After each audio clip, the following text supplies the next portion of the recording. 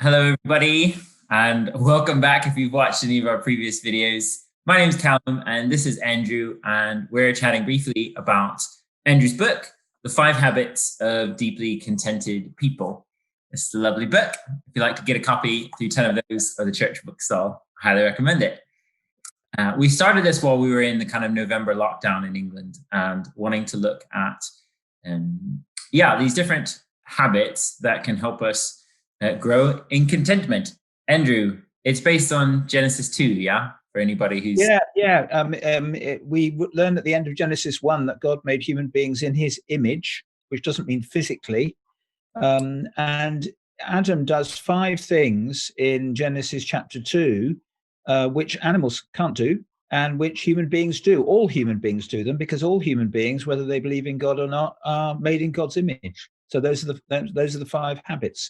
And if we do those 5 habits and do them more than we're doing them at the moment, we'll grow in contentment. Mm-hmm.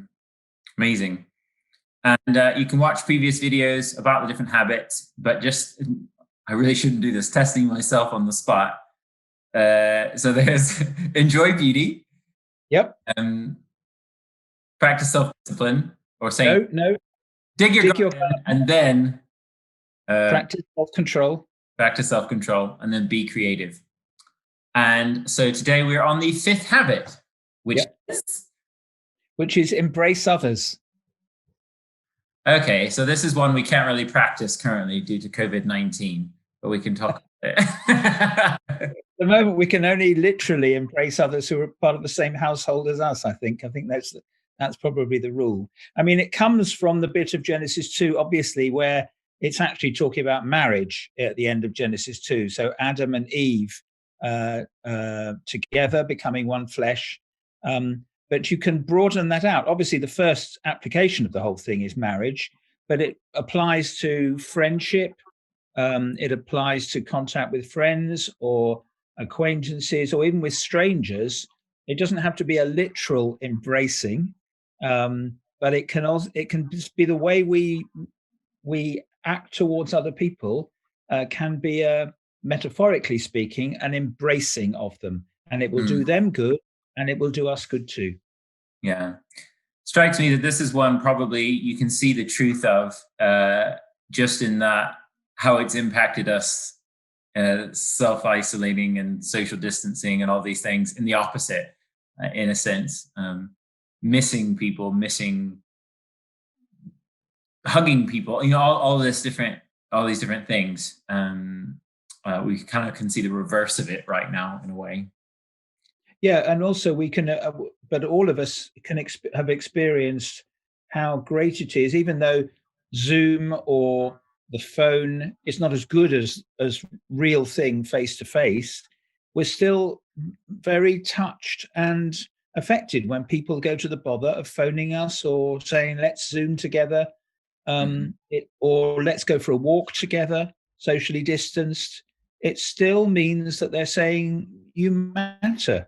You're worth my while taking the time to do this, and I want to do it. And it makes us feel better, and it makes the person who's doing the embracing feel better too.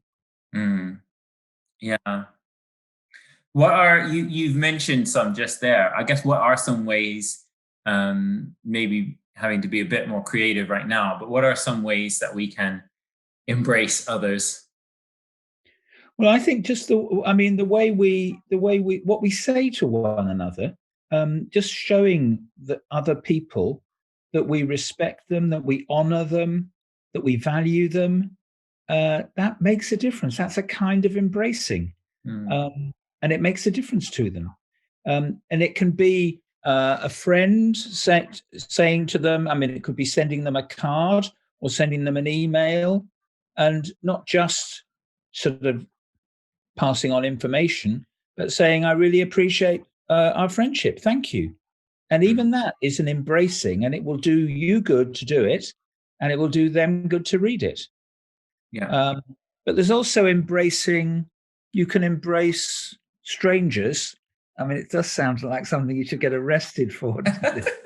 But in a metaphorical sense, you can embrace strangers. So even the way you talk to the person on the till in the supermarket, It's just treating them as a human being and not treating them as a kind of necessary machine so that you get your bill.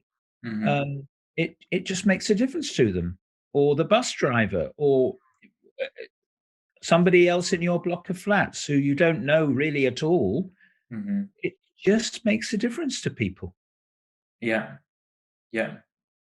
So, as well as, I mean, marriage, friendships, there's an aspect of embracing others is kind of loving people and treating them specially, I guess you could say, even if you just passing them on the street. Yeah, absolutely. And it can be something not just words. It can be actions as well. I Mm-hmm. mean, giving someone a present, not an expensive present that looks like you're trying to buy them off or something, Yeah. but just a little present. I don't know, giving somebody a Mars bar if you know they like Mars bars. That's a way of embracing somebody. It's great. Um, or I don't know, a small book or something like that. It's just a way of communicating to someone, you matter and I appreciate you. Mm-hmm. And that's a kind of embracing. Yeah. Yeah. I think we need to be creative, habit 4, about how we embrace people, habit 5. Great. And I guess part of, say, for me, embracing others, embracing Joe would also be digging my garden. So, Yeah. making sure, like, I don't know, put stuff in the dishwasher. Yeah. Yeah. I think all those things are a way of embracing. Mm. Yeah. Okay. And so, as we practice each of these different habits, we can expect to feel more content.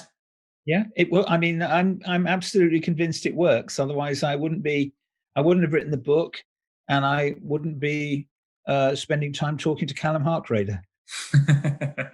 Yeah. Again, I've said it before, but it does strike me. I studied psychology, and it strikes me that these are all things a psychologist would say as well, but they just happen to be there in Genesis 2. Yeah, really exciting. Almost like God knows exactly what we're like because He made us and how we function best. It's amazing. It's part of the evidence. We are part of the evidence that the Christian faith is true Mm, because these things work. amazing. Now, these are the 5 habits of deeply contented people, which is the title of your book. But shock, horror, discuss. There's actually a 6th habit in your book. The title of your book is The 5 Habits of Deeply Contented People. So did you just struggle in school at counting, or what's the reason for this? It sounds like a veiled threat, as if you're about to report me to the Advertising Standards Authority or something. The reason is I talk about the 6th habit as the missing habit. It's the habit that's not part of the 5. Because there is actually something else that Adam does in Genesis 2, but which not all human beings do, because we don't naturally know God. We're separated from God because we've rebelled against God. We've turned our backs on God, and so we don't do it. But the habit is there because, of course, in Genesis chapter 2, the rebellion had not yet happened. The rebellion against God happens in chapter 3.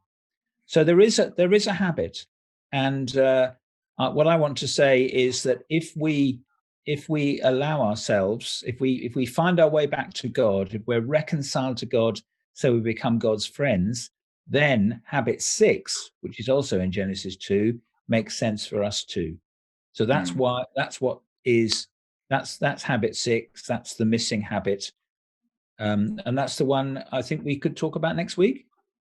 Well, yes. Yeah, we will reconvene next week to discuss habit number 6. I mean, probably people are getting a little bit nervous now and thinking, is this series going to run and run? Surprise, there's actually a 7th habit.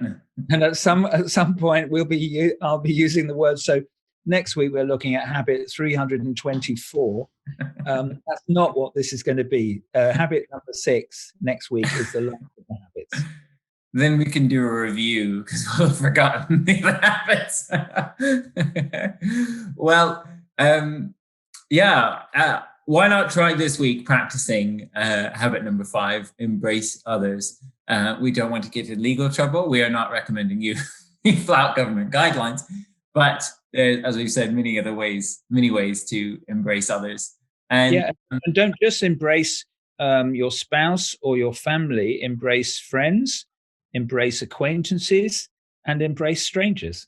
We just need to be creative about how to do that.